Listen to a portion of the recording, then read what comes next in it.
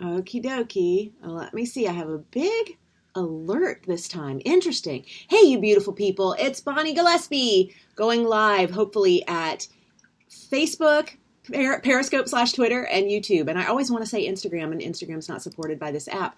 But I'm just seeing possible audio feedback. Next week, could do. Okay.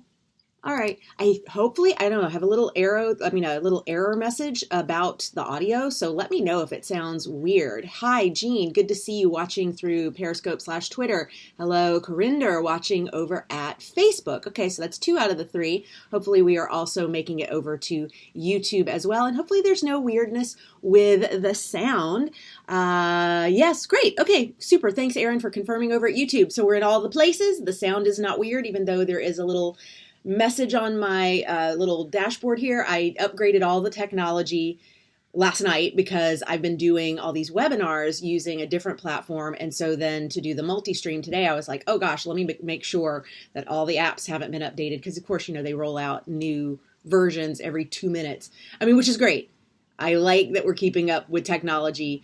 But it also means that if I wait till the last minute and hit go live, it's going to be like, oh, you need to update your app. So I went and did all that last night. And so everything sounds good. Okay, good. Hello, Tiffany. Good to see you. Hello, Laura. Okay, my goodness gracious. Good to see you, beautiful people, on Sunday. I was going to say morning, but it's noon. And, well, you may be watching in replay. If you are watching replay, we leave the comments open at Facebook.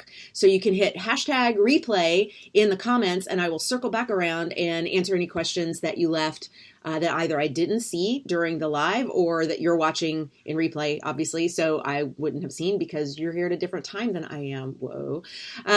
We are celebrating oh my gosh, 21st anniversary today in Los Angeles. Technically, I've been in LA 22 years and 1 month because I was here 13 months at the beginning of my LA run. But as I mentioned in today's email, I did that little window of time right after college. And then the Northridge quake made me think grad school was looking pretty good. So I went back east and decided to not let the ground shift underneath my feet. But then, oh my gosh, I had the age 28 epiphany, aka Saturn return. That moment when you go, whose life is this? I have attached everything to what everybody else thinks I need to be doing with my life. And I'm going to wake up 40 wondering what if I stay in this graduate program and continue on in this relationship and live this life. That is not what I'm in the mood for. I want to live my Hollywood dreams. So I dropped out on my PhD, sold everything I owned on eBay except for my car, which is still with me. Oh, the mighty Tic Tac, and moved to LA to give everything one more shot, this whole Hollywood dream of mine. And so the day I arrived in LA for good was 21 years ago today, December 29th, 1998. Oh my gosh. Hard to believe that I've had 21 years plus that year and change before. My God, that is forever. Thank you, Tiffany. Thank you, Jason. Thank you, Deficio. Thank you. Oh, you guys are so sweet. Wonderful. It's a milestone. It's so cool to just kind of look at this is my life now, as if now, it has been for 2 decades plus, but there are moments at the beginning where you wait for someone to say yeah, when are you gonna just stop? How can this actually be your real life? It's so much fun.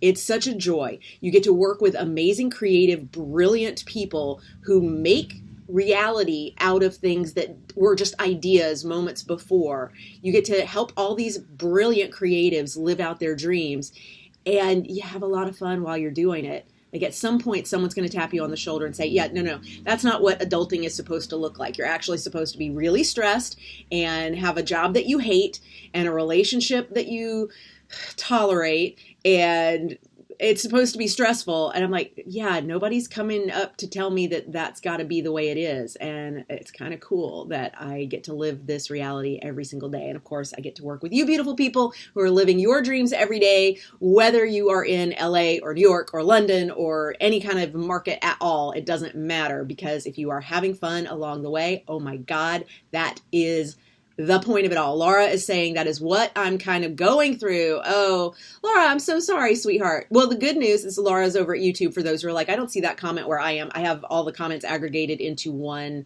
panel here, thanks to Restream. Laura is letting me know that she's in one of those places. And so, Laura, here's what I'm going to ask you. Do you use this time of year to set goals, to make changes? Do you, I'm not a New Year's resolution person, personally. Never have been.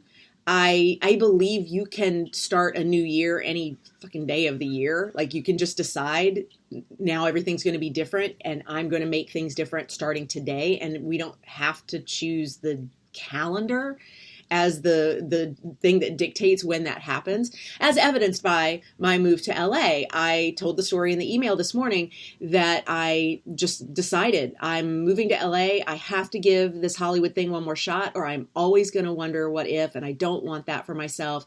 I don't want to wonder what I could have been. Oh, that's the definition of hell. You meet the person you could have been. I'm like, no, I don't want that. I don't want to live out my life and then find out what I had the potential to be. I want to go. I want to Brene Brown daring greatly this shit. I want to go out there and see what I can become with my life. And that means taking some risks and doing some scary things and disappointing some people. But that's one of my favorite parts of choosing a life that you love, is you're going to disappoint people in the micro to make massive change and make a difference and make a lot of people have better lives in the macro. And that's got to be okay. That we are going to do some things sometimes that are disappointing to others in the micro, like my picking up and leaving. Like I ghosted on a scholarship, an assistantship. I was being paid to go to college. I had a teaching assistantship and I bailed on it. I left my PhD program. Like that's not cool. It's also not cool that I ended a relationship, that I left. I like barely talked it over with anybody that I was related to or even friends with when I made the decision to move, because I knew I was going to get a lot of pushback with people saying, why? Oh, no, Bonnie, you went there before and you couldn't hack it. LA's hard. Like, you're not going to make it. Like, you've already been through this. Why would you go back there? Like, I didn't want their opinions. I had already made my life to that point filled with other people's opinions about what I should be doing. And that moment that I went, yeah, I'm going to do this for me. I could tell that it was going to be all different because I didn't check with anybody. I didn't ask for permission. I didn't weigh pros and cons in front of anybody. I just declared 100 days from now, I'm moving to LA. And then I worked backwards from that date. And that date was December 29th, 1998. And I said, I am going to work back from there. And in 100 days, I can get everything done that I need to do. I can arrange where I'm going to live. I can arrange what kind of jobs I'm going to have. I can arrange what acting classes I want to be in. I could lose some weight. I can finish up the semester. Like, I didn't drop out of my classes. I finished up the term, but give notice and do the right thing, train my replacement in the assistantship that I had, and prep my mom, and who was my best friend, that I'm going to be leaving.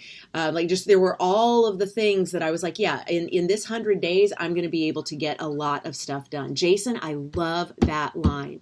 That is beautiful. Jason on Facebook says, it takes courage to be happy. Amen.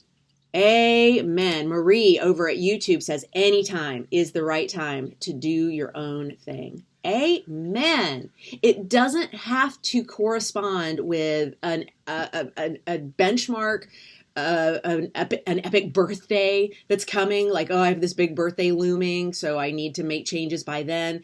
It doesn't have to be because there's a ball that's going to drop in Times Square that commemorates the calendar moves from one to another year. It doesn't have to be any of that. You can choose at any moment of any day, today I'm going to live differently. Today I'm going to make some different choices. But here's the work of it. And this is why goals often, I don't want to say we fail at achieving our goals. I really don't want to put it on the fault of us. I think we set ourselves up for goals that can't be met because of the way we do it. We set up like this, I want to lose X number of pounds by whatever day. I want to stop smoking by this point. I want to get an agent. A lot of people in the entertainment industry, I want to, book this kind of job, things that you don't control. You don't control when you book. You can control that you build relationships with people in the industry and that more people know you exist and that you are a solution to their problems. And they bring you in more often and are more excited to bring you in because you are such a good fit for the work that they do. But that's very different than controlling that you book, because ultimately that's not up to you unless you are also the producer, which you can certainly do that. But I think we set ourselves up for failure with a lot of goals because we make them from a place of being as far away as possible from what we want to have happen. So you remember what I said, that definition of hell that's out there, and I didn't create this. It's something that I cannot find the attribution for. Believe me, I have 2 degrees in journalism. If I could find out who said this, I would attribute. But the definition of hell is you meet the person you could have been. Okay, great. If we're going on that definition, we are starting from a place that we're not crazy about and setting up goals for this place that we want to be. And we're as far away as we possibly could be from that point when we're making that as our goal. And I say, let's make the goal to feel really great about where we are right now. And anything that can't withstand that, change it. So, for example, I'm sober, and when I chose sobriety, and that's the way I phrase it for sure, because it was a choice and is a choice. It's something I choose every day, sometimes several times a day. I choose to be sober, to stay sober, to live a sober life. Part of that includes that I knew if I want a future me to have been sober for a certain amount of time, I have to start making a choice right now to live a sober life, which meant lots of integrity, lots of trust within myself that I didn't have, lots of transparency about who I am and what's real, and getting very, very, very clear on what it is that I was using alcohol for in my life. And it was to stay detached from my feelings, to compartmentalize, and to not actually allow myself to experience all of the things, good and bad, that I could possibly experience in my life. And it created, as soon as I chose sobriety, it created an environment in which certain people couldn't stay in my life. Certain friendships ended because, not, well, Bonnie doesn't go drinking with us anymore, so we can't do that, but because the condition of our friendship involved me being disconnected from my feelings. And once I was going to be fully present for my life every minute of every day, there were some relationships that couldn't withstand that. And so part of the reason that we oftentimes won't move toward change that we want in our lives is because that part of it looks scary. And so that goes back to, we're going to disappoint in the micro some people, but it is so that we can create the best lives for ourselves in the macro. Denise, amen. Being happy is not always staying comfortable. LaShawn says you have to be okay with where you are in order to move forward. Yes, LaShawn, that is exactly right. Because getting in a place of okayness with where we currently are makes it so that we are in a better place to make the changes that we want to make in our lives. But if we start from a place of hating where we are and thrashing around about how bad it is, it's just too big a jump from where we currently are to where we want to go. So that's the point I want to make about goal setting, is that if we can get more toward what we want to feel and how things are in our lives already, so close to how we want to feel, and then just bridging that smaller gap rather than looking at the thing that's farthest away from how we are and how we want to be, I think that we stand a better chance of succeeding. So great. Ashley, thank you. Good to see you, sweetheart. I am here for an Ask Me Anything. So please pop whatever questions you have in the comments. We have just finished a 5-day free challenge in our Self-Management for Actors Facebook group. That was phenomenal. It's our Getting Gear for the New Year challenge. It has been traditionally an 11-day challenge. We redid it this year it made it a shorter, way more impact-filled 5-day challenge.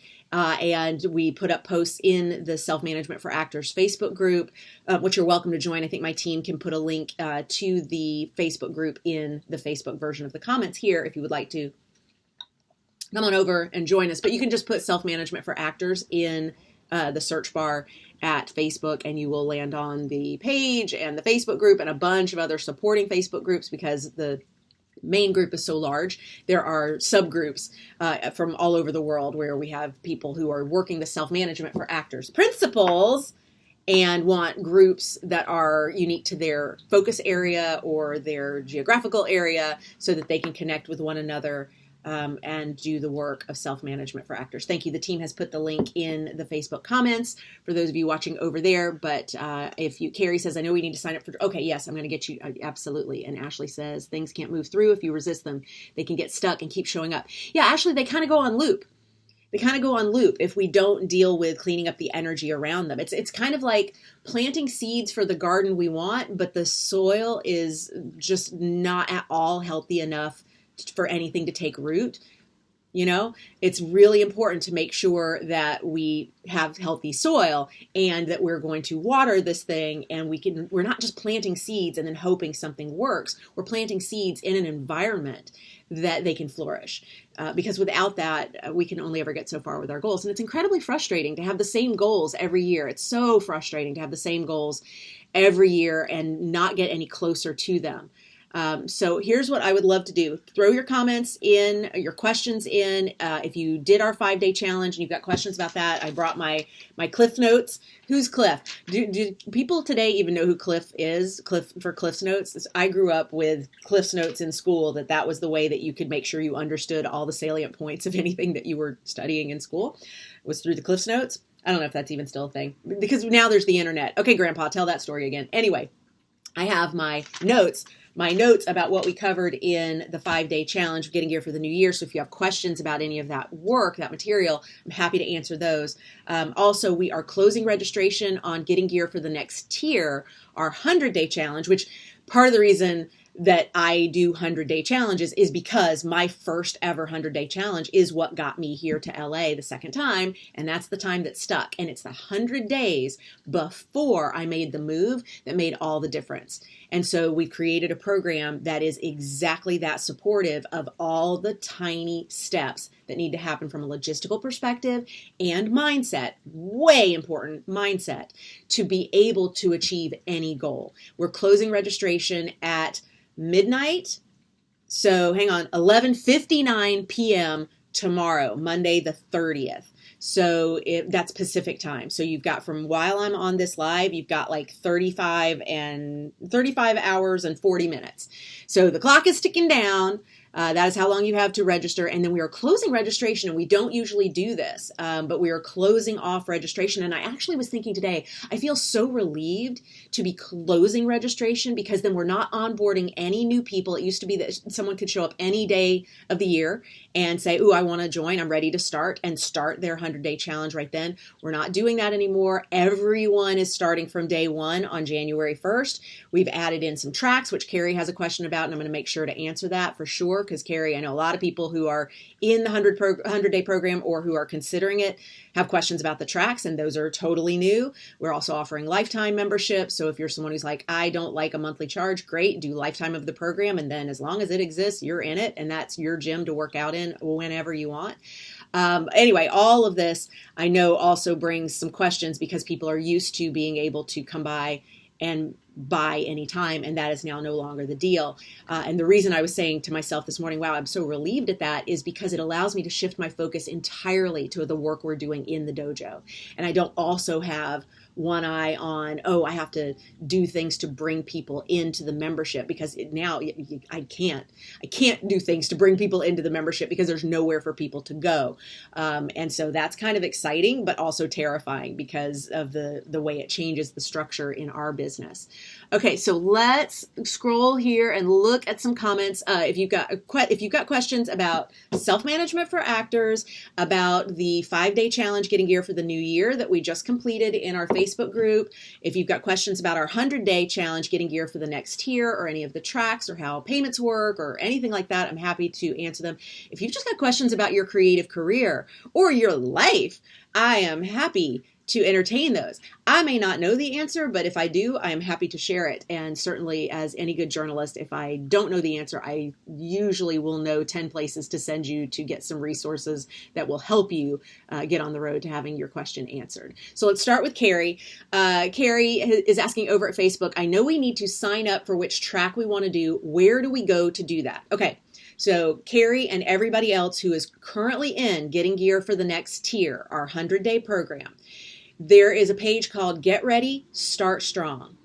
You'll remember this from your first time through as the only place you could access before we opened up any of the days. And we are actually closing everything down at midnight, so in 35 hours and change, on the 31st, so 11:59 p.m. Pacific on the 30th, we'll be closing everything down and resetting everybody back to zero.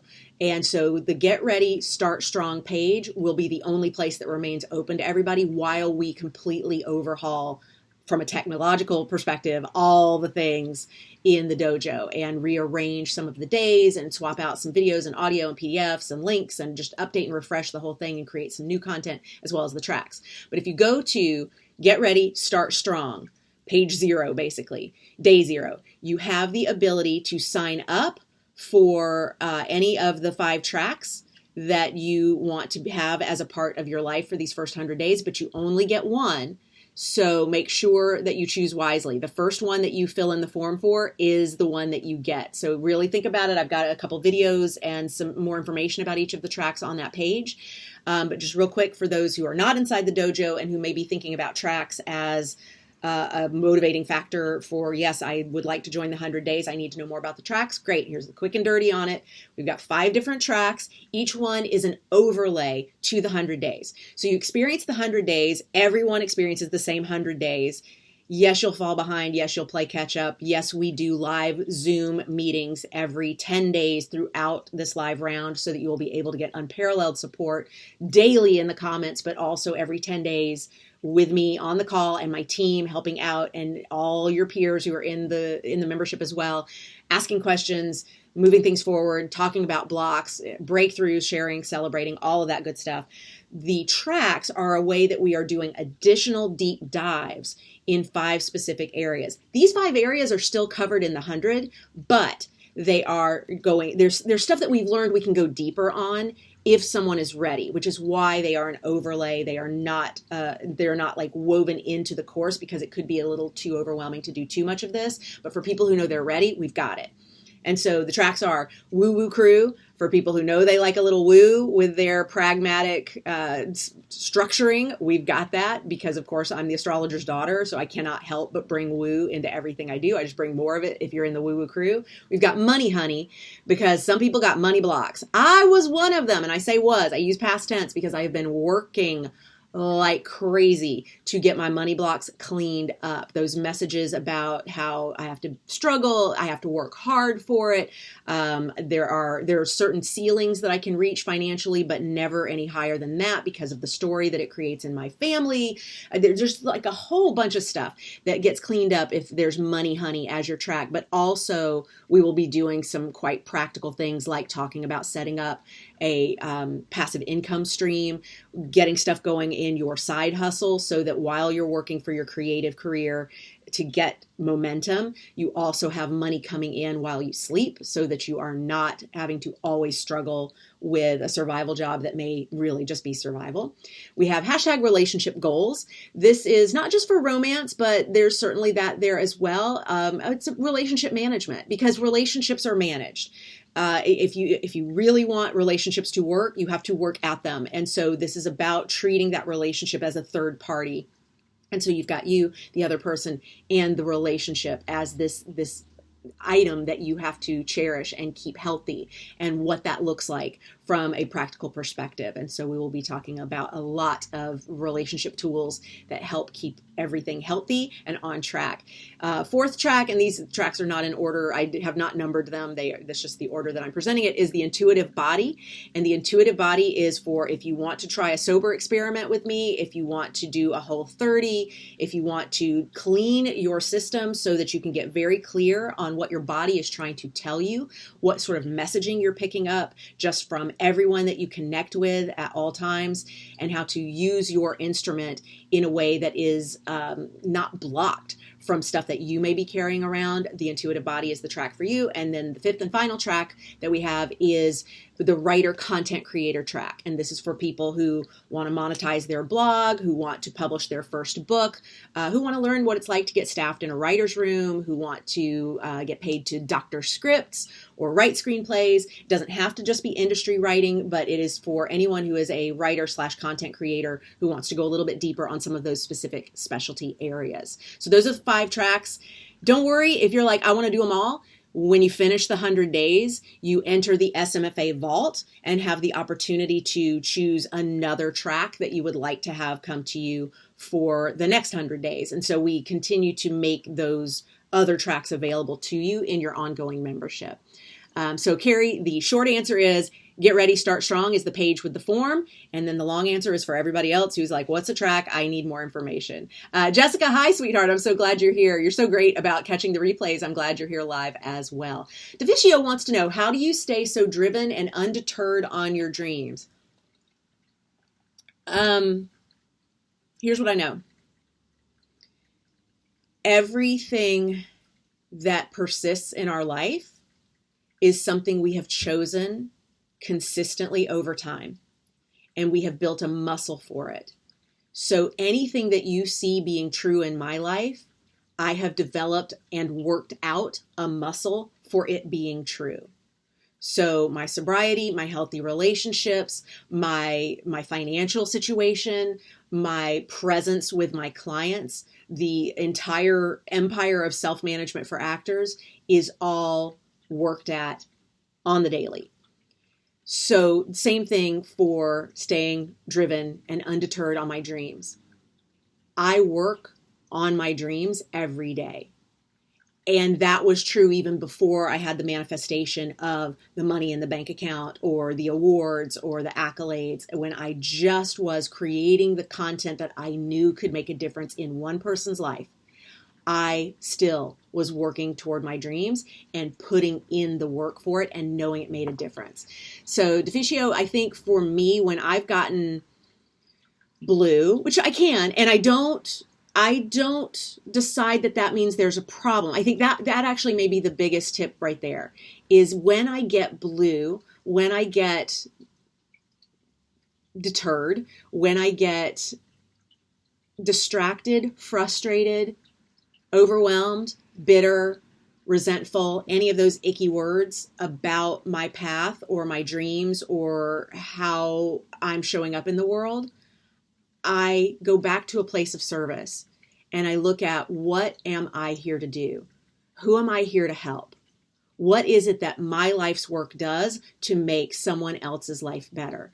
And so as a creative storyteller, your job is to heal the world. Your job, and no big deal, but your job is to heal the world. As a creative storyteller, you were given a message. You were given a story to tell.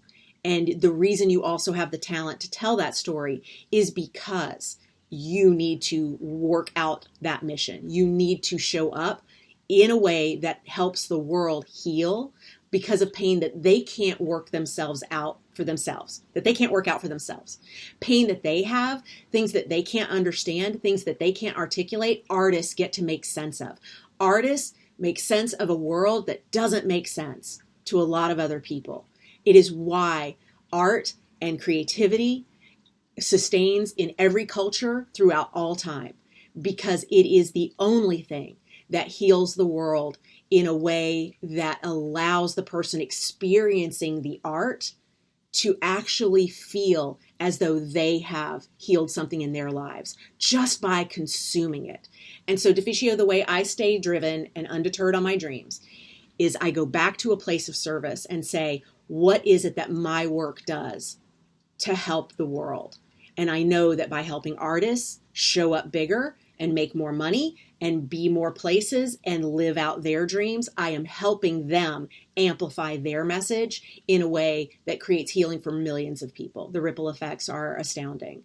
So that's important work, and it makes me get my ass out of bed on the days when I don't want to. And sometimes if that doesn't work, ice cream. I mean, the biggie is I don't judge the emotion when it floats in. When I have things happen that make me go, my heart hurts, this is hard, I don't think I have value in the world, if I doubt myself ever, I don't then turn that into a thing. I just go, well, the emotions are tricky bitches like that. Emotions are, like Rumi says, and I don't know the quote, so I just will tell you the sentiment, that we need to treat ourselves as guest houses, and emotions are the travelers that come to the guest house. And we just know that those emotions are going to come and they're going to go, they're going to come and they're going to go, they're going to come and they're going to go. And some of them are going to be more delicious than others. But don't turn it into a thing. Don't decide, oh my God, something's wrong with me because I'm depressed and not motivated today. Just be depressed and not motivated today. Trust that you won't always be there. Have tools and tactics available to yourself to work out the muscle for turning that around faster. Because you're not going to ever avoid getting there, but you can get there and get out of there faster if you've built up a support system for what you do when you find yourself in that little cul-de-sac. Okay, Christy wants to know, what do we cover in the Zoom calls? So Christy, they are each 10 days. So starting January 10th and then January 20th and then January 30th and then February 9th and February 19th and February 29th because leap year and so on for the run of the live round of the program. So the last call is on Zoom. I'm saying call, but the last Zoom is on April 9th, 2020. And so we do them every 10 days. You can ask anything you want during those calls. That said, sometimes the answer is going to be, we cover that in a future day in the course. Because if you come on first call and say, I need to know how to do results, we have 100 days stretched out for us, which means sometimes the answer is going to be, boy, do we have a day coming up for you in like a month that is going to rock your world. So hang tight for that. Do this work in the meantime, trusting that that's coming. But most of the time, we answer the question explicitly. You ask a question on the Zoom, we answer it. You're having a block, you say, hey, day 8 kicked my butt. I was not prepared for that. What are some things that I can do to make my relationship with the work we do in day 8 a little smoother? Because I know I can't avoid understanding my actor brand, but I got some really confronting data there and I don't like it. What do I do about that? And then that's where we draw from our decades of experience with thousands of clients all over the world and talk to you about ways that you can manage the information that you got and soothe how it feels to you to be in that position today. Let's see. Excellent. Okay, going through the questions here. Amanda at Facebook says, in a recent webinar, we're taking any questions that you've got. It can be about getting gear for the next year. It can be about getting gear for the new year that we just finished. It can be about self-management for actors. It can be about just your life. Ask away. It can be about my life. I don't know. Ask me questions. Amanda, in a recent webinar, you mentioned having defined the voiceover tiers that correspond to the on-camera tiers described in your curriculum. Could you discuss the voiceover tiers? Amanda, they're in the dojo. So I don't know them by heart. So I can't access that information for you on this live stream. But there were, at the time that we rolled out the course the very first time, so 3 years ago, when we opened each day for the first time and had that run through the tiers, there were people in the inaugural class who said, ooh, it would be really helpful if we could have a list of the tiers for voiceover, for directors, for showrunners, for writers. Like what are the tiers for things other than actors? And we had that conversation in the comments of that day's curriculum, and they remain there because everything that becomes that happens in the comments becomes a part of the curriculum. And it's almost like a second level masterclass for every day's work because of the things that people bring to those conversations. And of course, then the Zooms are also a part of that. But a way you could try and figure this out for yourself if you're not interested in joining us not that I want to say join us so you can get this information, because, oh my God, the 100 days is about so much more than just having tiers defined in a way that that works for your niche. what I would recommend that you do is take a look at the on-camera tiers as I describe them, and go through. And if you don't know what I'm talking about, just Google Bonnie Gillespie tiers defined. And I have a YouTube video out there that describes each of the tiers and walks you through it. And I also have, this isn't it, but there's a graphic that's similar. Excuse me, guys. I need to just hydrate more. Instead of clearing my throat constantly, I just need to hydrate more. There is a walkthrough of the on-camera tiers, and you just parallel those to the benchmarks that exist in whatever your niche is, whether that's voiceover or directing or writing. And if you're like, yeah, that's the problem, I'm not entirely sure. This isn't hard science. We're ballparking it, and then we are refining the information as we learn more. And so the more people we talk to who are in the business, who are doing voiceovers, the more we could say, is there something between this person that's hired for this kind of work and this person that's hired for this kind of work? Like what's the jump there? And they're able to help us out. And I don't know why, I always feel compelled. I think this is one of my things is that I gotta show y'all. I'm having cucumber Perrier with a hint of lime. This is quite tasty, actually. It's really good. It's very light. Okie dokie. Alrighty. Jay is loving the woo-woo. Okay. Jeff wants to know, why is the time, this is over at Periscope through Twitter, why is the time between Christmas and the New Year so odd? Yeah. I think because we are thrown out of our normal schedule by a lot, no matter what industry we're in. I mean, the entertainment industry actually takes a little bit of a break, but everybody, no matter what your life is, has a different kind of schedule during this week. And you're also exposed to a lot of people, usually, that you're related to, that have very strong opinions about what your life needs to look like. And that can be frustrating. It can be challenging. It can be emotional. It can bring up a lot of stuff. And so I think it is the combination of not having the usual schedule that our brains get used to and really start to connect with, and then also having some big emotional jolts. And then also at the end of the year, we're doing a lot of reflecting. We're doing a ton of like, did I reach my goals? And so for some folks, there's, no, I didn't, and I'm mad. Like I fell short and I feel like shit. And so that then becomes unpleasant. So, I mean, there's just a lot that can be challenging about that week in particular. Hi from Carlos. Carrie says, thank you. Odd question, but with the new system, will there be a way to cut and paste responses to the days? Tried to do this before, but was always unable to paste my answers. Carrie, we have a protection on our site that prevents the right click of the page and the copying of the code. And it's just a security protection. So in the comments, you should be able to go Command V or Control V or whatever it is on your machine. I use a Mac, so I would use Command V, or as we used to call it, Apple V, to paste something that I've written elsewhere into that space. But if you're using a mouse and trying to click into that and paste using that kind of pop-up menu, that is disabled, I believe. And I'm not sure whether or not that will change, but I feel your frustration on that. It's just because we had security breaches at the beginning. I mean, and obviously people who want to steal everything that's in our course and put it somewhere else are going to, because hackers cannot be thwarted, but this at least makes the barrier to that a little higher.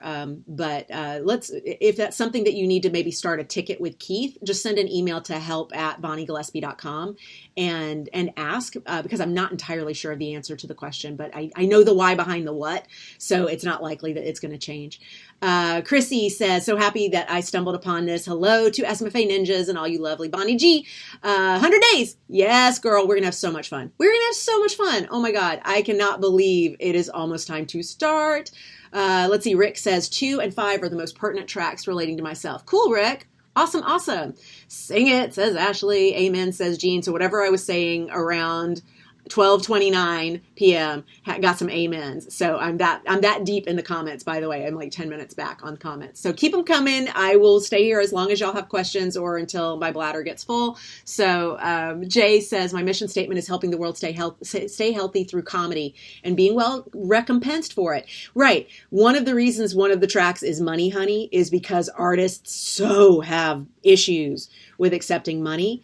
We're so used to working for free for so long. We're so used to the copy credit meals apprenticeship stage of our career that then we start feeling weird accepting way more money than we ever imagined possible for the same work that we were doing a year before for free and begging to do.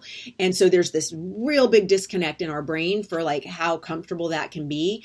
And if we don't get that stuff smoothed over, then all we'll ever do is have one little pop of money and then slide right back down to the more comfortable place of copy credit meals. So we have to train the brain for it being safe to exchange value for value and just understand that we're providing a service and remuneration for that service is part of the way things have always worked. And that's not just capitalism. That is life. That is life on this planet is you provided something for me. I'm going to provide something for you. That is just commerce 101. Claire says, Bonnie, I'm sorry, y'all. I do not know, except I've just been talking like crazy. Sorry, I got to keep clear. I'm going to quit saying sorry. Now I'm going to stop saying sorry about it because now that's becoming annoying. When you say, how can I help? I've used that recently at industry networking events. I now go to them thinking, I'm going to find 3 people in this room and find out how my experience / knowledge can help them. So now I go into these things empowered, not needy, and I actually enjoy them. Claire, I love that. One of the things that we work on in the 100 days is that my last one? It is networking. I always feel like I have to show y'all everything that I'm putting in my body over here. The networking muscle is one that is so important to work. And one of the things that we talk about is what your intention is when you go to networking events. Because if you go in saying, I want everybody to know my work, I want everybody to know my brand, I want everybody to have my business card, me, narcissist loves himself. Like that's just, it's too much. It's too much. And it also is too much pressure.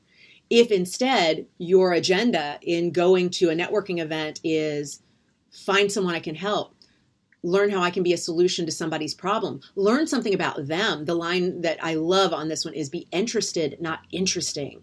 Your job is not to sparkle and make everyone go, oh, you're so cool. Although that may happen. It's to be interested in them. Changes everything and it makes networking just so much easier and it makes you leave a better impression amongst everyone who's there, no matter what the event is. So Claire, that's beautiful. Thank you for sharing that. Anna is sharing over at Facebook. Hi, Bonnie. Finally getting my head in the place needed to be in and build and grow from. If we started getting gear last year, but didn't manage to sign up for the monthly membership at the end of the 100 days, how do we start again for the 500 for the first 4 months in 2020. So Anna, you have a couple choices. There is an email that you received back in November, actually several emails. We sent it a few times to everyone who ever did the program saying you can come back either with a discounted, it's like $150 to come back and start up your $30 a month, or you can go lifetime for $750. So you can do either of those from that email. And if you don't have it, just email help@bonniegillespie.com and say, I was there and want to come back. And we will get you those deals because those are better than the $500 for the first 4 months. But you're welcome to come join that way if you want to. You just don't have to pay us that much. Because you've already been in the program, you can come back for $150 and then $30 a month ongoing from there. So there's a much easier way to do it. And I'm so glad that you are in the headspace to really take advantage of the 100-day membership in a different way. Because I know it's already valuable even with as much as you did before, because just showing up for yourself is what the muscle is. And that being able to commit to something and stick with it feels so good, even if you fall off track after a dozen days. It was still a dozen days that proved it could be done. And I'm so glad to know that you're ready to come back and join us. Yes. No, Christina, do not join the emotion. Eva. Yes.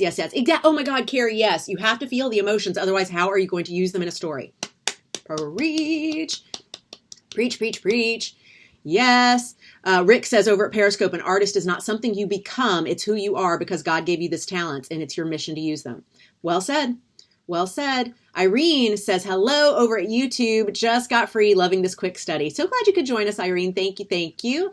Allison says at Facebook, my entire demo reel is me with blonde hair, and casting has gotten to know me as for years as a blonde, but I'm feeling the itch to change my hair color for the new decade. What should I consider when making a change like this after having built a body of work with distinct hair color? So Allison, I think the hair color is less a part of your brand than you may think it is.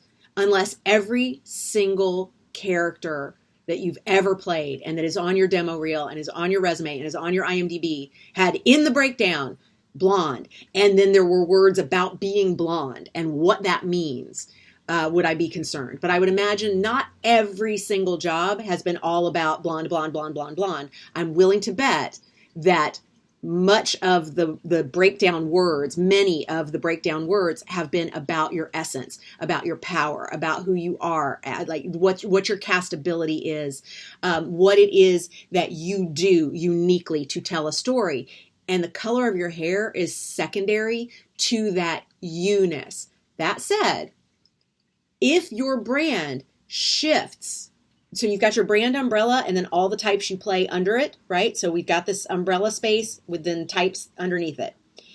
If, because your hair color has changed, your brand shifts from the center rod being here to the center rod maybe moving over here, and so then the brand umbrella tweaks just a tiny little bit, then you are going to have to educate your buyers about that change. And maybe not all the footage works.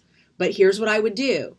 Make the hair color change and then test each one of those clips. Do surveys. You know, we self-management for actors this shit.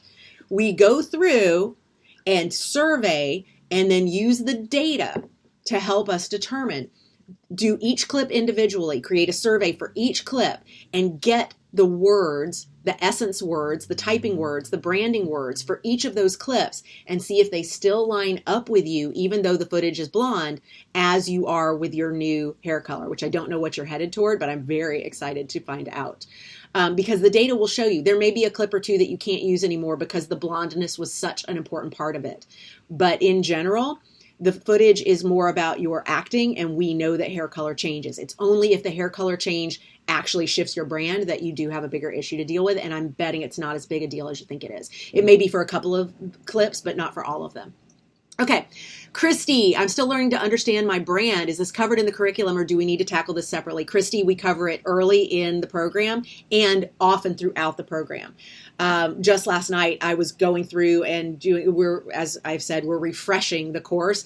And could you put a link in Facebook to the enrollment page? Because there are people who are asking questions that I would love it if you go there. I mean, you don't have to leave this live stream because we're hanging out, but click the link and have it open in another tab or bookmark it. Just don't delay, because when we close registration tomorrow night, we cannot get you in after that. Whether you're coming back, if you've been here before, if you are starting new, like you could even say, no, here's my money. Like on the 31st, I have nowhere to put your money because I can't bring you into the program until we reopen, which we don't know when that's going to be. We know where that's going to be at our site. We don't know when that's going to be. So as I'm retooling everything and rearranging some of the days and putting different emphasis on some priorities that currently live at the back of the course, and I'm bringing them forward now because I think as a population, we're ready for them sooner. I was taking a look at that first run of like a dozen days, and I didn't change any of those in terms of what we cover. I changed some of the content out, but those first 2 weeks of the course are so fucking valuable for mindset and getting clear about your brand and about your show Bible and the relationships that you already have in the industry and who you want to be as a storyteller. And yes, money, and yes, a little bit of woo, but for sure, brand and type is something that we hit, I believe I left it as day 8. for the first time, where I get, and on day 7, I also do a little bit. So we get into it in the first week and change, that we take a deep dive on the things that you need to do to get the data to determine your overarching umbrella brand and all the types that you can play under it. But then we also several times again throughout the 100 days, take it deeper. And so one of the things that I've seen happen, and this is going to be a warning to anybody who's doing the 100 days with us, there are people who will hit day 8 and have such a brand epiphany that they run out and shoot new headshots. And then they hit day 39 and day 42. And I don't know if these days are going to change because I'm still rearranging where everything is, but let's just say they're going to stay days 39 and 42. And then they go, oh, fuck, I need new headshots again. Like, this has now taken it to a completely different level. My understanding of my brand has deepened. Because we spend a good 10 days of the course getting into type and brand, but we spread it out over the 100 days. So it's not like you get in and then within a week you've got it all figured out. Some people decide that they do, but I'm telling you, we're going to go we're going to go deeper with it. And I would advise you to let those days unfold and really teach you all the deeper layers of your brand and your most castable brand for the network that you're meant to be on, for the studio you're meant to work with, for the theater company you're meant to be a part of, for the brand you're meant to do commercials for whatever it is that your storytelling mission is tied to. You're going to learn so much about who you are in the eyes of the buyers and what you need to do to have all your materials align in such a way that as soon as the buyers even see that you exist, they know the problem you solve before you've even said anything. And then they become huge fans of your work because they know that you solve their problem effortlessly. And it's a really beautiful thing the way it unfolds, but it does take time. Okay, cool. Thanks, Carrie. Jay says it's fun and a lot of work as well. Yes, ma'am. Laura is saying at YouTube about getting paid. I don't feel weird about it. I just don't get why I can get hired for free, but not for pay. Laura, because you're still saying yes to work for free.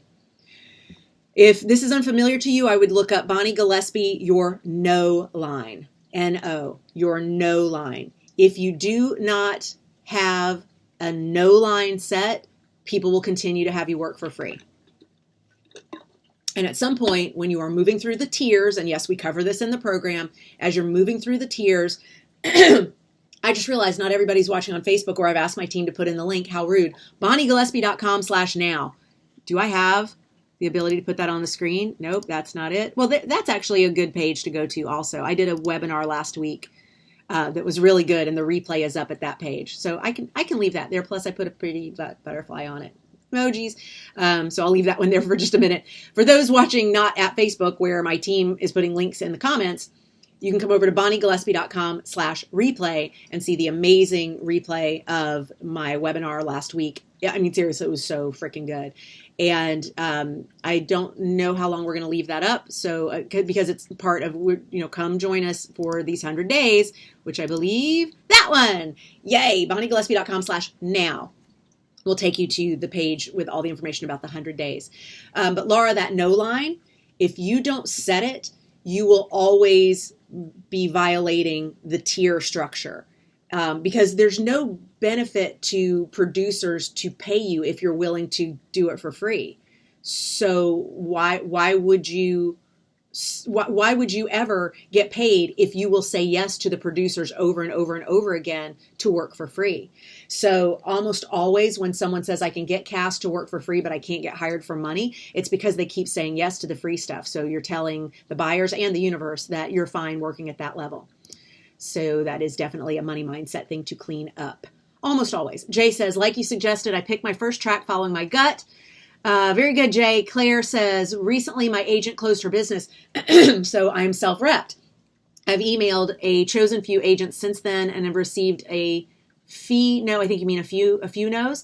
But my question is this. For those who have yet to respond, how many follow-ups is too much? Claire, self-management for actors is all about the data. There is no one answer to all agents. You did enough research on those agents to determine that they are on your hell yes list, that as you were doing research, you also read interviews with them or went to panel discussions on which they were speaking and asked questions and got data from your fellow thespians who are repped at those agencies to find out what does this agent want and what does that agent want and what is too much. Like, that information is all out there, and you get it by doing the self-management for actors data collection. And then you let the data decide that for you, because I can tell you what's too much follow-up with me, and it's any.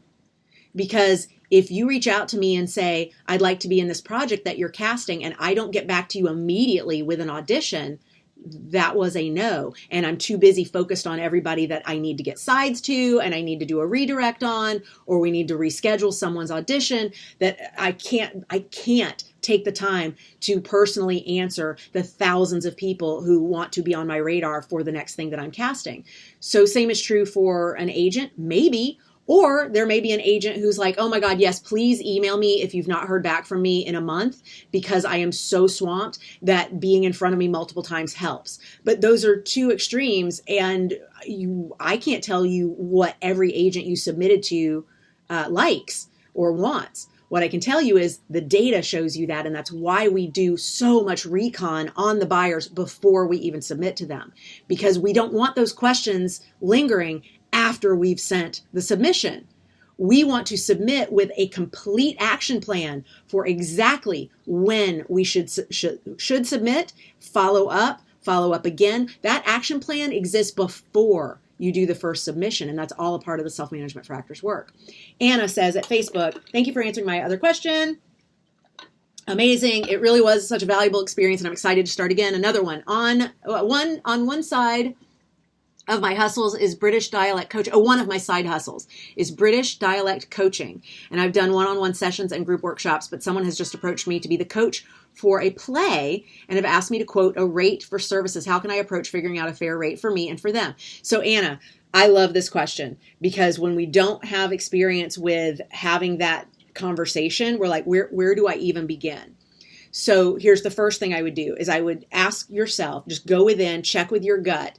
What feels like a fair amount to get paid for what I'm being asked to do, for the number of hours that it's going to take and the amount of time that it's going to take away from the rest of my side hustle and my acting business and my family and my friends and my real life. Like, really get clear on what they are asking you to do and what number of hours it takes to do that and what it potentially could take, and come up with a price that feels like fair remuneration for that. And if already you're like, they would never be able to afford that, my rate would be $10,000, and I'm thinking they probably have several hundred, that's where you go, okay, great. I know what I believe that value is, but I also know I'm not getting paid necessarily in dollars for the value that I'm also going to get out of this, because this is a relationship builder, that as the advisor to this play, I am working with so many people who can then hire me privately, ongoing, for decades to come, that this is an investment in my business to say yes to this. So now what's the dollar amount that, knowing that it's an investment in my business, am I willing to say yes to? I had to do this with casting. I had to do this with writing. I had to do this with coaching. I had like, what is the price that I know this is worth? And then what do I come down to that respects what it's worth, but also what they have to pay? And if you're like, Bonnie, I have no fucking idea what they have to pay, you can have that conversation with them, but you can also call around to other theaters that are of the same size and ask them, say, I'm just doing some market research. What do you pay when you hire someone who advises on dialect for a play? And if they all say, oh, we just use a member from within and we comp them their dues for the month or whatever, like they may have different structures, you're going to get enough data that you are able to kind of ballpark what it is that you could ask for. And when you go in and say, I'm new at coming up with a rate, but here's what I came up with, and they say, yeah, that's a little outside our range. Can you do it for X? Make sure you have decided how low you will go before you will say no. And also, if they go, oh, well, we would have paid so much more than this, you go, well, that's where I did my best. I wasn't sure. If you can do better, that'd be great. But also, if this just becomes a lesson for me for next time, now I know that you got a really good deal this first time. But it's always about the how, way more than the what with this. So I would just do a little more research on this and then have a frank conversation. And congratulations, babe. That's fabulous. Fabulous, fabulous. Laura says, I'm hoping that with the knowledge of the 100 days, I will know how to speak with a director/casting director when I have an opportunity to do so in a face-to-face. I had the opportunity recently, and I feel like I really blew the chance to make a great impression, not with my acting, but with my personality/charisma. So Laura, I can tell you right now that part of the problem is you went in wanting to make an impression. I don't show up here and go, I hope I make an impression on people that I want to come join our course and spend money or buy the book. I hope I make an impression. I come here from a place of service. I come here to answer your questions. I come here to help you. I come here to hang out with y'all. If you go to a networking event where casting directors and directors are, and your hope is to learn something about them, to be clearer on what their needs are, to understand better where you align with the types of jobs that they usually have because of the types of things that they do in their careers, then it's not about how do I impress anybody. But that comes from practice and from being at a high enough resting state of enoughness that you don't show up nervous about what are they going to think about me, because that's not what anybody is there for. It's all about how do I learn something from these people that I can then go home and put in my show Bible because it's going to help me later. Think big picture, big picture, long-term plan. We're going to be at this for decades, and you are always gathering data for how you can get smoother at it next time and have it feel easier on you next time. Great. Allison, I'm so glad. Thank you for the feedback. Fabulous, fabulous, fabulous. Okay, Christo says there's a pretty massive, this is at YouTube, there's a pretty massive machine in place in our industry to keep creatives feeling small. Christos wants to know what's that machine. So Christos is quoting something from BonnieGillespie.com/now. Bum, bum, because one of the things I talk about is there is a pretty massive machine in our industry that is meant to make creatives feel small. That machine is Hollywood itself, the producer brain, the studio system, as dead as it is. There is still this holdover from the power structure between people in suits and people who get to play make-believe for a living. That is a big gap.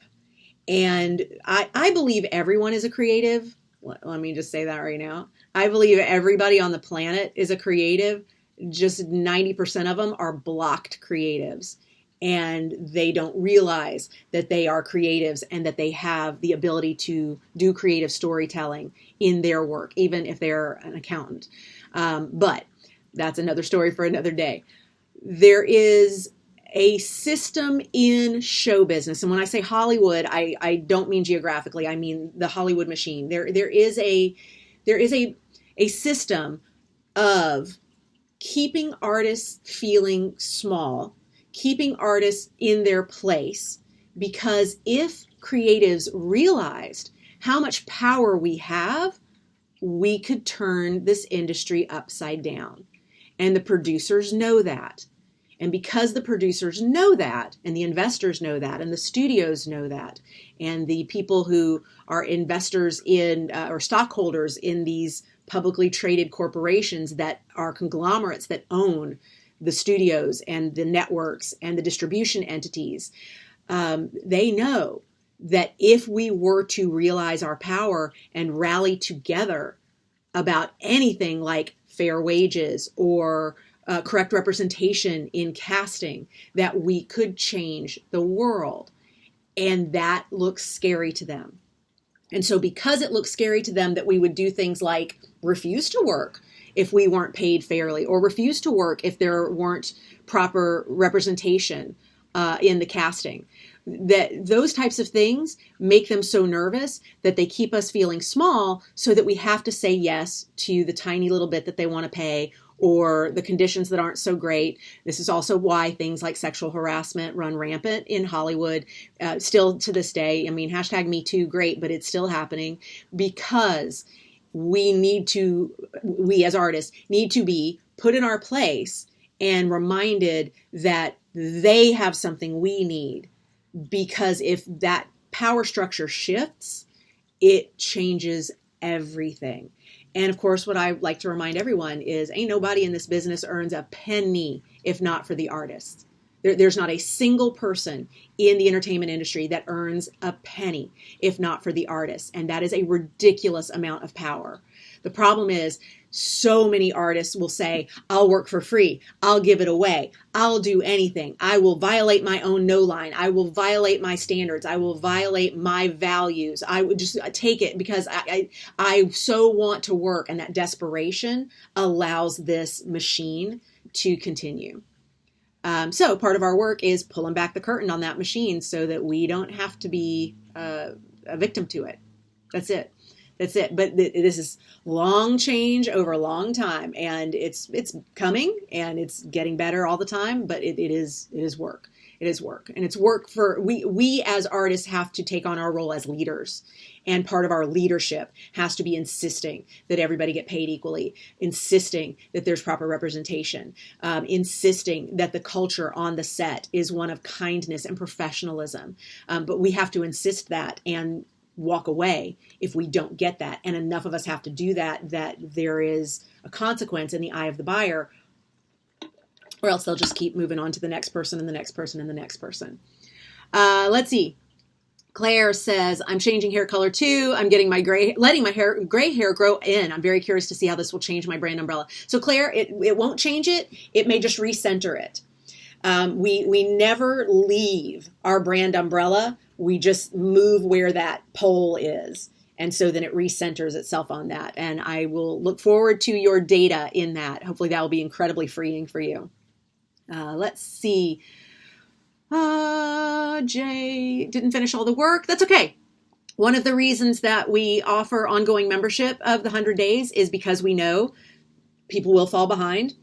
Life will get in the way, and you'll want to revisit the work. And so we have that available to you. Yes, absolutely. Cool. Okay, scrolling through so many comments. Okay, Jay. This work is starting to take the fear I've had out of data to beginning to dissipate. Absolutely. My pleasure, Claire. My pleasure, Anna, of course. Yeah, Jay, it's always about enoughness.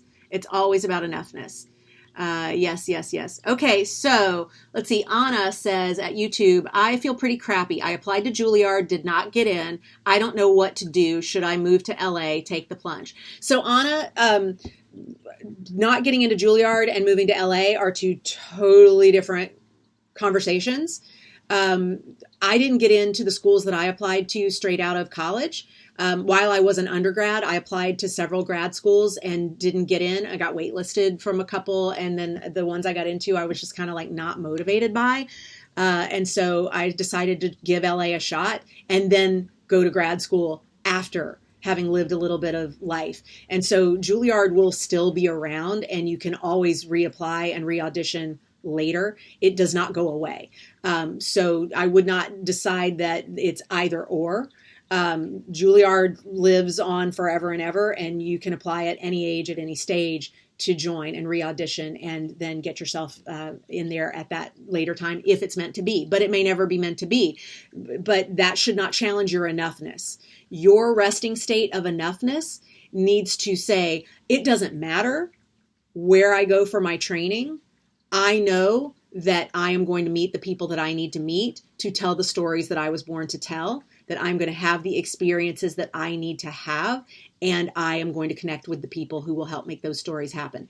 And Anna says, the thing is, I'm 28, I feel like I'm falling behind. So Anna, I don't know if you were with us from the very beginning, but this whole live stream is kicked off in celebration of my age 28 epiphany, which happened 21 years ago when I was like, I'm going to wake up wondering. I'm going to look at my life at the age of 40 and go, what could have been? I don't know. And so I dropped out of grad school and sold everything and picked up and moved to LA for the second time. 21 years ago today is when I arrived in LA. And so 28, Saturn return, that quarter life crisis, like there's so much reality to that feeling like, I got to get on with my real life at that age. And the truth of it is you have so much time. You have so much time. There are people who are needed to tell stories at every age. And in some types and brands, it actually gets easier to be cast the older you are. You become more castable as you age into your brand, depending, it's different for every brand, but you're not too late. You're not too old. That is absolutely not an issue. It's mind trash. So if you want to keep it poisoning you, then you will play on loop. I'm too old. I'm too old. I'm too old. And then you'll go into every audition with a backpack of stress that's invisible called "Please don't see that I'm aging." And honey, we're all aging. Every one of us, every minute of every damn day. You can't stop it. Like, until you're dead, you are aging. So to have anxiety about aging is a really shitty place to have in your brain. This is my husband, Keith. Hey, everybody. Rarely seen on screen. Did we match our Oh my God, we're totally purples matching today? So I also want to reply to this before I go. I have a meeting to go to. So anyway, I'm getting ready to get out of here. My girlfriend was in tears when Mary Hart didn't announce her birthday. They don't know Mary Hart. I know, but you need to tell the story. Mary Hart is someone who hosted a show called Entertainment Tonight back in the 80s, 70s, 80s, and early 90s. Maybe she continued to host it after that. But on my 20th birthday, I woke up crying because I always thought that Mary Hart would announce my birthday, because they always do the celebrity birthdays at the end. And I had been a kid actor for in Atlanta, so I knew I should be famous by the time I'm 20. And when she didn't announce my birthday on my 20th birthday, I cried, because it meant that I hadn't made it and I was all washed up and I would never make it. Age is a thing that the older we get, the less stupid we are about it. But for sweet Jesus, at 28, you're not too old. Like, just no. So the reason I wanted her to tell that story is to let you know that absolutely everybody has feelings like this, like I'm too old, or I'm washed up, or whatever. When the reality is, at 28, I like to ask people to ask themselves, how long are you going to be doing this? And the answer is usually, well, for the rest of my life. And I'm like, okay, so 28 years compared to 80, 85, you've got so much time to rise and fall and rise and fall. You will have successes, you will have failures, you will get your ass kicked, as Brene Brown says, because my wife and I had a Brene Brown date last night, which is really awesome. It was his idea. So anyway, the reason I wanted her to tell that story is just so that everybody can realize people you admire have the same feelings you do. They face the same challenges, the emotional challenges that you do. And Bonnie got through it and had her age 28 epiphany, and everything will work out. And the reality is, I didn't start in the entertainment industry till I was 35. I was a Marine, and then went to college and studied engineering, and then fell in love and got married to a girl, and then not her. And then I did computer networking, and then my life fell apart, and then I met Bonnie, and she said, come be an actor. So at 35, I picked up and came out. And so at 28, you've got 7 years to go before I even started. So, think about that when you face these troubles of I didn't get into Juilliard, so now I'm destroyed or whatever. It's not true. It's just another phase of your life starting. And just because you don't know where the journey is going now, that doesn't make it wrong or bad or anything. It might make it the best thing that ever happened to you. So anyway, I got to go to a meeting. I love you. And you guys have a lot of fun. Remember to take her that thing that's on the... Yeah. I love you. Have fun. Yep. Text me when you know what your timeline's going to be. Okay. I love you. That's Keith, y'all. Okay, so let's go to the data. Self-management for actors, all about getting the data. Anna, your homework. You didn't know you were going to get homework today. Your homework. If you're not joining me in the 100-day program, which we definitely work on this issue as a part of that, and not being in a big hurry and just knowing all is well. It happens exactly as it meant to. If you're not planning to do that, at least grab this and start doing some data on who has started their acting career at 28, 29, 30, 40. There are examples of people starting at every age and succeeding wildly. So you have data available that disproves the thing that you're holding on to anxiety about. because that, like I said, that anxiety becomes an invisible backpack that you show up to every audition carrying. And then you're uncastable and you don't know why, because you're talented, but you've got this anxiety that enters the room with you. And we as buyers look at you and go, I like her. She's talented, but she's got some hangups that I'm not sure what they are. And honestly, it doesn't matter what they are. They're uncastable. So you got to get that shit cleaned up so that you can be a proper servant to the words and the message that your craft is designed to let you live out. That storytelling cannot be done if you are blocked with that kind of anxiety. So now there's a bunch of examples in the comments here. Denise is sharing at Facebook. Mercedes Rule was rejected from every acting program she applied to. She has won a Tony and an Oscar. There is no one path. Perfect example.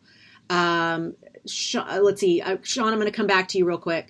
Anna is sharing with Anna at Facebook. I definitely hit 30, now 31, and felt like I was finally aging into my brand. So there's a perfect example of someone who was not going to be as castable in her 20s as she became as she got into her 30s. And it's probably going to get even sweeter from here.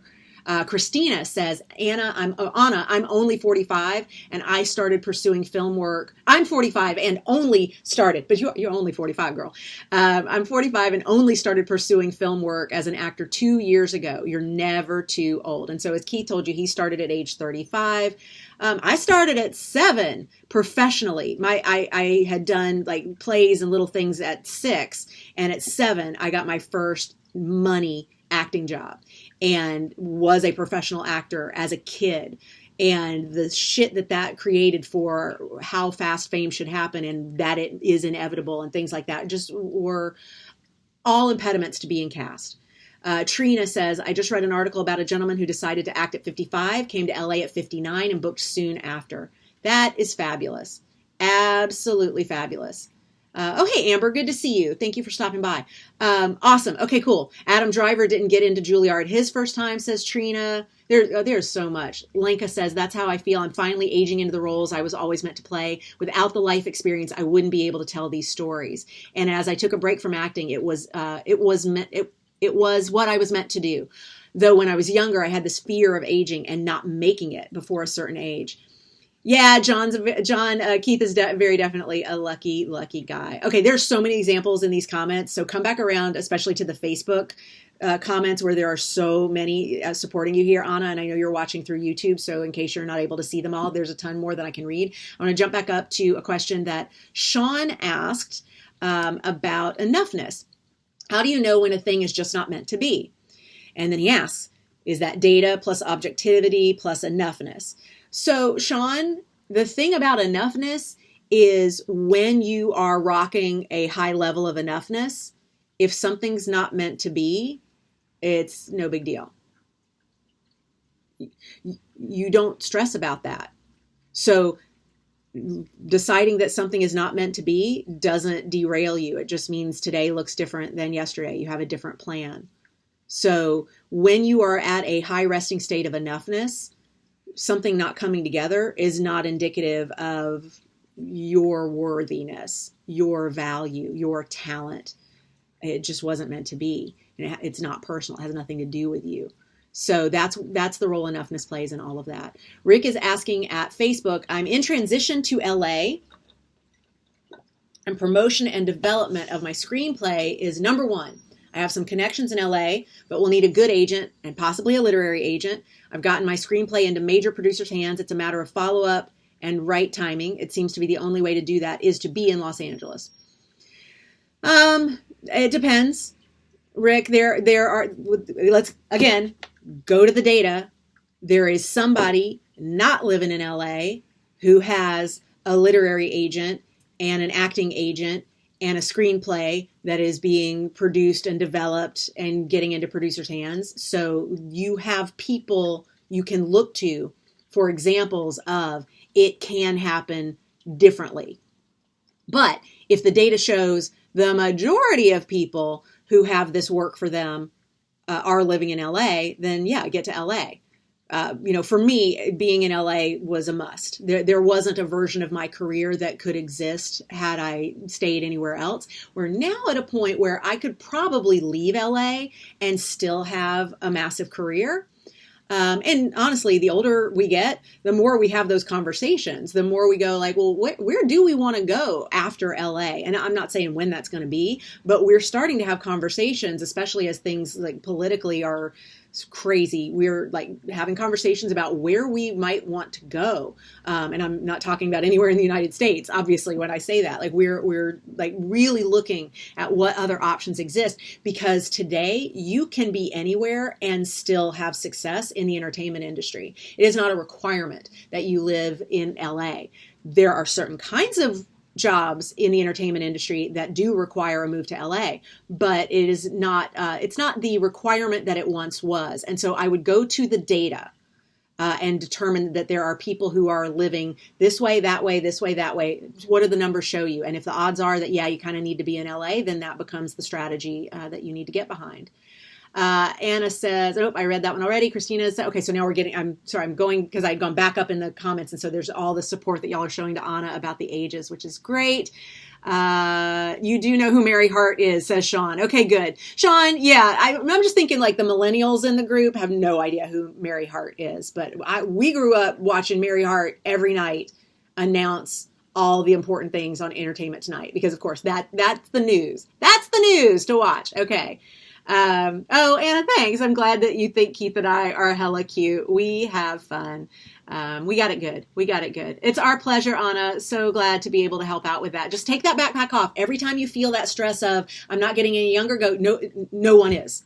No one is. Take that backpack off, because it comes into the casting room with you. It shows up for your interview at Juilliard. It's like this anxiety that we can't define, and it's no good for you. So just take that shit off, girl.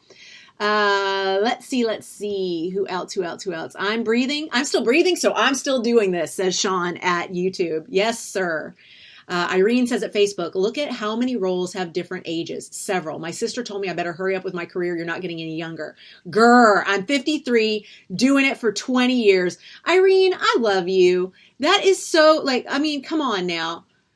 Like, anybody, first of all, fuck your sister. Can I say that? She's not watching, is she? Fuck your sister. Who the hell shows love by saying, you better hurry up with this career? Like, you're doing the stuff that is within your control. You are showing up every day and putting in the work. You are working on your craft. You're working on your relationships. You're making sure that all your tools look great. You are absolutely connected with the tribe of people that help make you successful. You are investing in yourself. You're investing in your relationships. You're showing up for the work every single day. It takes time to build relationships, and you're not going anywhere. So I don't like it when I hear about people being not terribly supportive with the things that they say. What I have to do, though, is know your sister wants you to be happy. And if she perceives that you are not happy, when she says, hurry up and get this online, get it working, she's trying to say, choose something else if you're so miserable. Which means if you're going around looking miserable at what you do, you got to fix that. Because I realized when I had family that was saying, when are you going to stop this foolishness and come home? It's because I was complaining about not knowing where the next dollar was going to come from. But when I finally stopped complaining about not knowing where the next dollar was going to come from, and instead celebrated that every day is different and that there's so much excitement about getting to find out how my day is going to pan out, then I was able to get them off my back about stop this foolishness and come home, because they had nothing to tell me I was trying to escape. This goes back to the goal setting that we were doing at the beginning of today's live stream, and how if you are too far away from the goal you want to get to, that leap is too big. So we have to start from a place of gratitude for exactly where we are, and then make that next step an incremental one rather than something that's a cavernous jump away from. Because if it's too big a leap, it's just, we're going to fall short, and it's going to be hard and heartbreaking, and we don't need that. Rick is saying to remember, Anna, that a lot of actors never went through any formal training whatsoever. Studio, Juilliard, just as counterpoint. 100% true. Many successful actors never went through formal training. There's Let me see, training actors to, yeah, I could name a whole list, but I think you're born with the ability to act, and you just need to act, whether that's beginning in community theater, college, wherever. Things will fall in place if you have the motivation to go on with a professional career. Anna, come over to Facebook if you can and look at these comments. Like, there's so much love for you here, and the stress that you are feeling. Great. So let's see. There's so many personal questions I'd love to ask you. How do I get in contact with you? I tried Insta DMing but didn't receive a reply. Anna, I don't coach over DM, and I don't coach over email. The closest thing I come to anything like that that's free is like these live streams. So you've shown up here and asked the questions, and you're getting free coaching in front of everybody, which is why it's free, because it serves everyone who is here for this experience and lives on long after this conversation. And I only private coach people who are in our Getting Gear for the Next Tier program. So let me put up that link one more time. If you go here and enroll, which doors are closing in 34 hours. So if you are watching this in replay, check your watch. It may already be too late.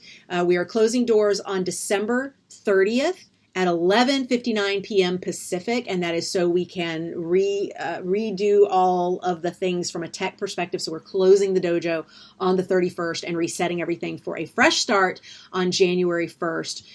With all updated information and so much cool technology and the tracks. But if you are a member of Getting Gear for the Next Tier, I will coach with you, and you do actually get discounted coaching with me if you are actively enrolled. If you are a graduate, you no longer, and you have left the program, you no longer get discounted coaching. But if you are maintaining a membership, you get discounted coaching with me. And yes, if you do lifetime membership, that means your lifetime membership in that program has just scored you discounted coaching with me. Like, think about that. Amazing. As long as that program's around, you are set. So yes, feel free to enroll, and we can definitely, because I see you are following up. I'd like to speak with you in detail. Yeah, if you want to book a session with me, you have to have been in our 100-day program. And this is honestly, y'all, this is because so many of our sessions go, like, we're in private coaching session, and I go, we do that on day 17. Oh, we do that on day 86. Oh, okay, we do like a deep dive on that 3 days, 15, 16, like, oh, day 14. Oh my God, that's day 8. Holy crap, that's day 39. That's day 42. There's so much that was happening in private coaching sessions that I was like, if you were just in the membership, I could tell you during this session, go revisit day whatever, so that when we're in the session, we're actually working on things that are completely unique to you, rather than me teaching you stuff that's already in this program. And so when I made that a requirement a few years back, that you have to be in this program in order to coach with me, it made it so that our private coaching sessions are turbocharged. And now people come in to meet with me and go from like, I have no idea what I'm doing, to I have my brand, here are my materials, this is my target list of agents, this is who I'm submitting to on this schedule, and this is my follow-up plan, and get a meeting, work with me during a private coaching session on how to run that meeting based on who's going to be in it, and sign with a new agent within 4 weeks, because they did the program first. All of that support is in there, so that then when you work with me, we are like on fire for the goals. So that is how to get that moving forward, is to enroll. BonnieGillespie.com/now. Leah wants to know, where can I please find the information about the timeline in order to submit myself for agencies? Leah, we're going to get to that in the program. I know you're enrolled. So what I would start with for everyone watching is, if you Google Bonnie Gillespie casting calendar, I have a calendar out there. There's a free version that is just a one page of the casting calendar, like when we're in festival season, when we're in award season, when we're in drop season, when we're in meeting season, when we're in showcase season, when we're in episodic season, when we're in pilot season, all that. That's on one single sheet. If you just Google Bonnie Gillespie casting calendar, you'll land on that. It's at the hot sheets, which are at my website. So that's one. I also have a calendar that you can buy for $5 a month, or I think it's like $50 for the year. So you get 2 months free if you do a year subscription, where I give you a monthly calendar that involves a lot of the woo-woo, but also all of those like very specific, this is pilot season, this is a good time to update your website, this is a good time to take a meeting, hit a networking event on this day, and things that are not just cosmically aligned, but also working within the industry calendar. Okay, Rick says, you do need help in organizing how to promote yourself and how to connect. It has to be an ongoing process, and you can't get discouraged. Take your success and build on that. Yes. I don't see a question there. Yes. Yes. Yes, you can. Okay, Irene says, yes, I can tell her sister to fuck off. Okay, good.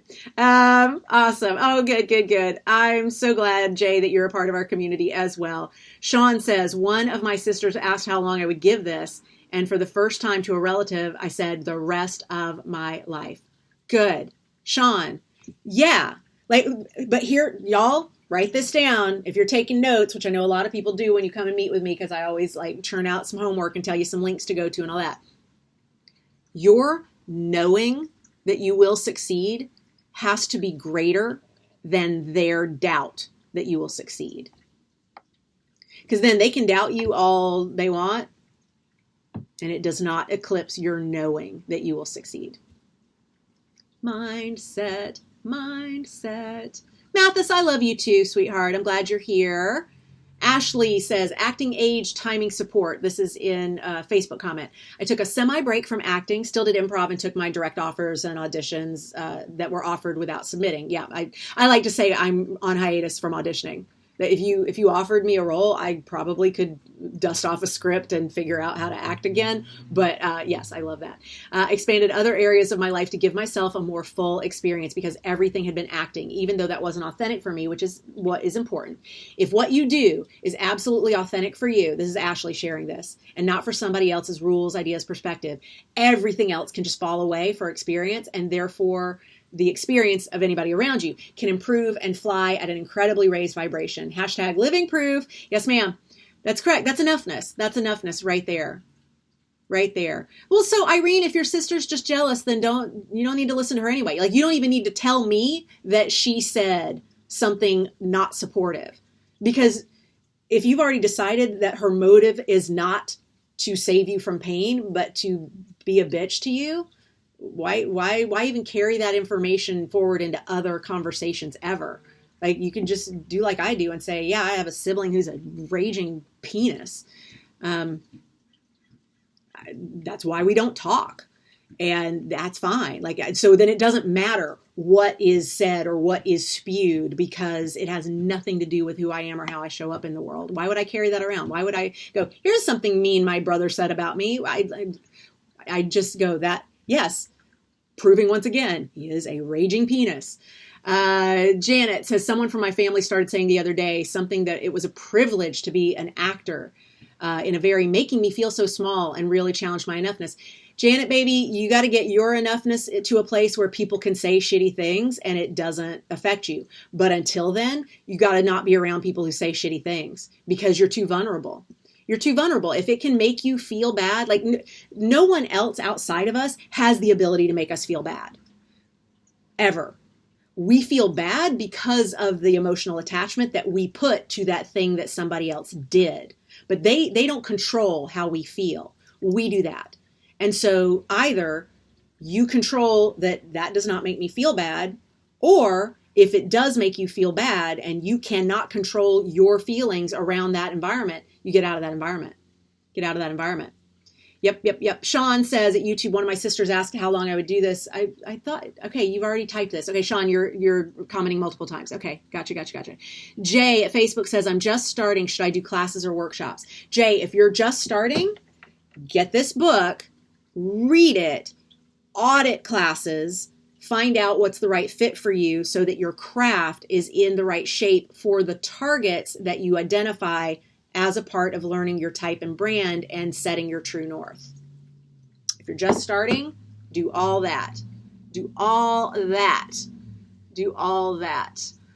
Kaboom, says Jason. And now I have no idea to what, because it was a few minutes ago. I'm caught up with the comments. I think I'm caught up with the comments, which would make sense because we've been going for an hour and a half. So we may be coming to a close, a natural state of flow wrapping up at this point. Trina says, will the woo-woo track teach us how to use the calendar?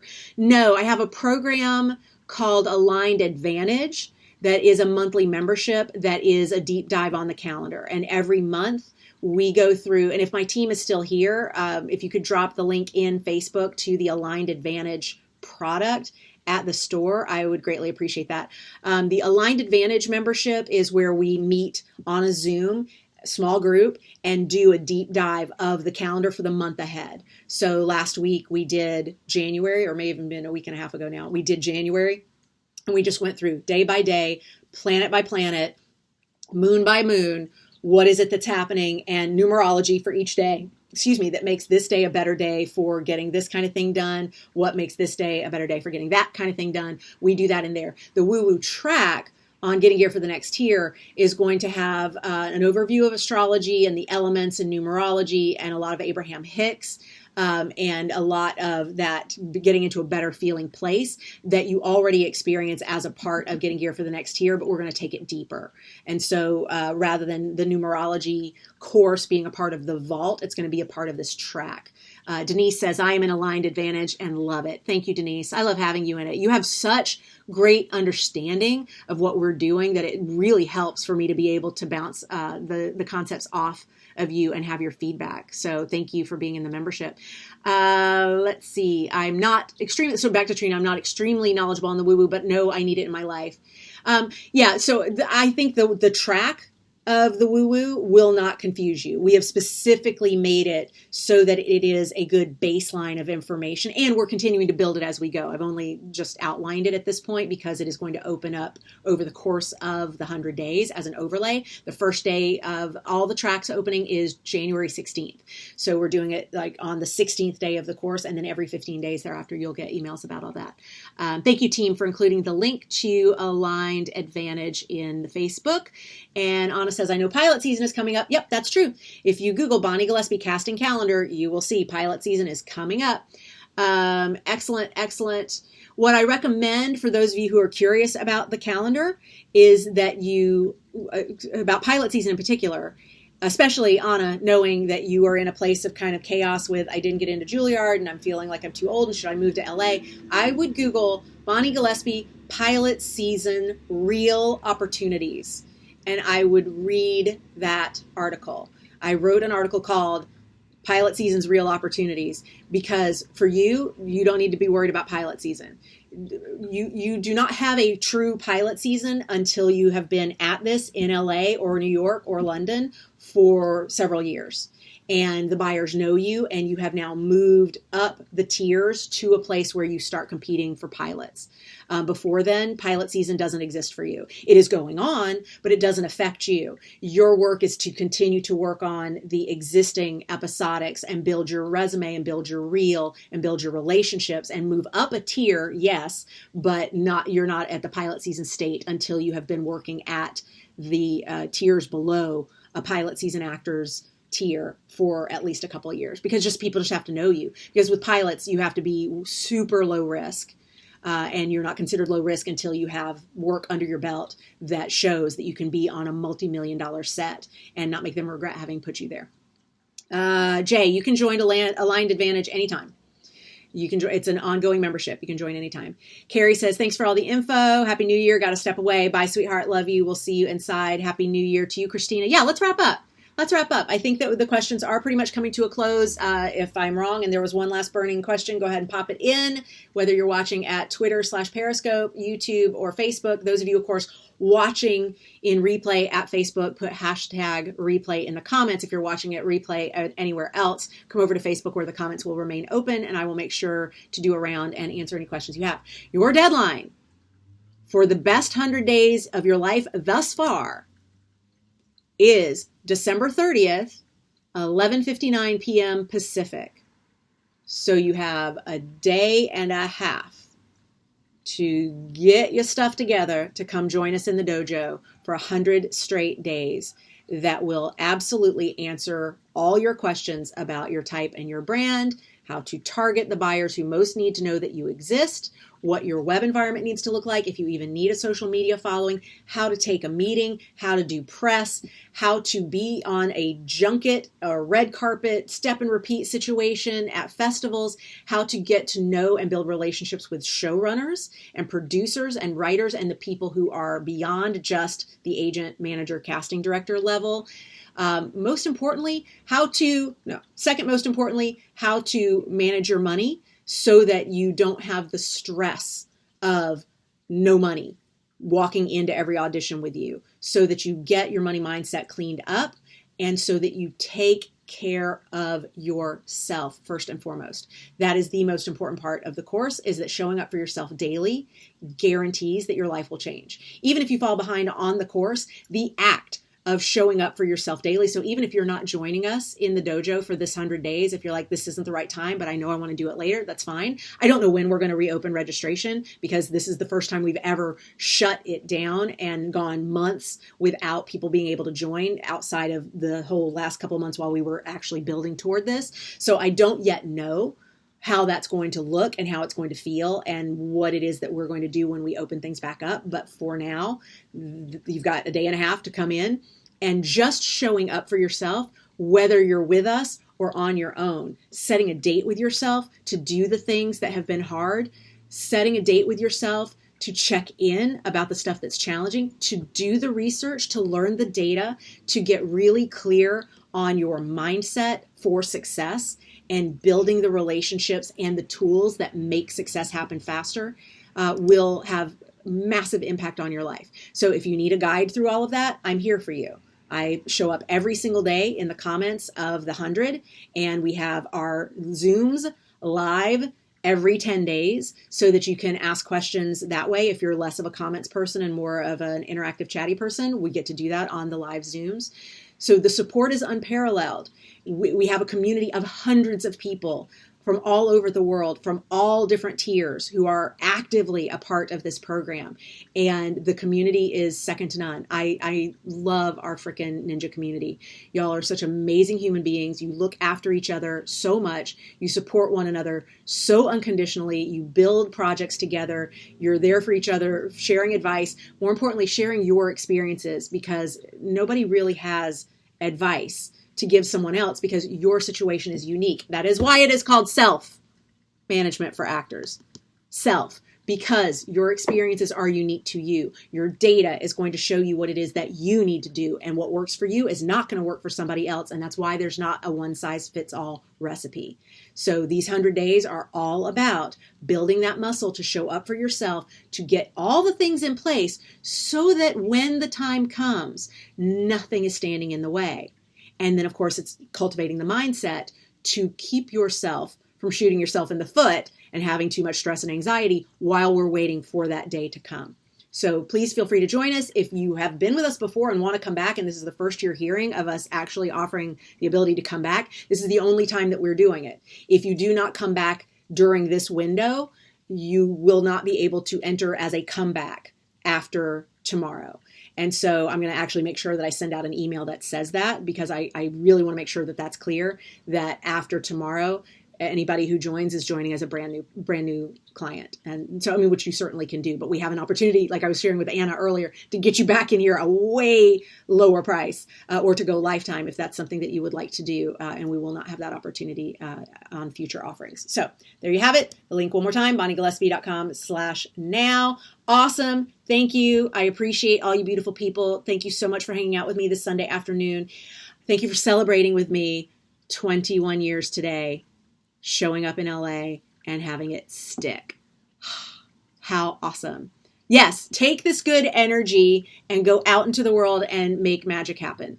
Do beautiful and brilliant things. That is your life's work, is to tell stories that heal the world. You are an important part of that process. You have a voice that others don't have. You make sense of the world in a way that other people cannot. And so part of your creating art is to help those other people have healings that they cannot have without our art. It is important. Don't ever let anybody make you feel that it's not important. It is incredibly important. I love you, beautiful people. Until next time, stay ninja. Happy New Year. Bye, y'all. Thank you. Bye.